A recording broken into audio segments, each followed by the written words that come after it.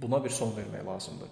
İstənilən əməyin mühafizəsi, texniki təhlükəsizlik, səthən işçiləri, mütəxəssisləri, hətta peşəkarlar belə fərqi yoxdur. Bu bir səhvi yerinə yetirirlər. Və bu səhvin ucbatından həm icarların, həm işə götürənlərin imzaladığı sənədlərdə bu səhv olduğu kimi də davam edir. Binaların təchizatında, ofislərin yanğın təhlükəsizliyində, ambarların, iş yerlərinin heç bir fərqi yoxdur. Bu, mənə elə gəlir ki, vacib bir səhvdir. Od söndürən yox, yanğın balonları yazılır.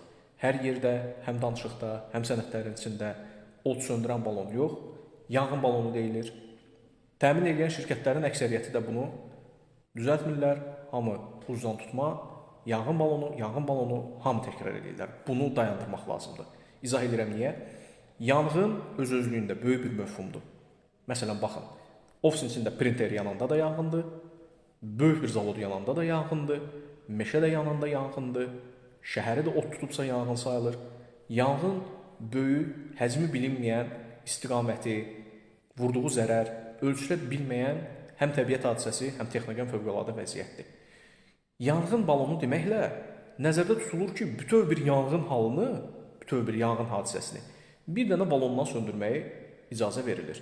Siz təsəvvür edirsiniz, karbid zavodu yanır, karbid zavoduna bir nəfər yanğın söndürən yaxınlaşır, əlində od söndürən balondur. Çünki o, siz ona deyirsiniz, ki, sən nə edirsən, nəyə görə buna gəlmişsən?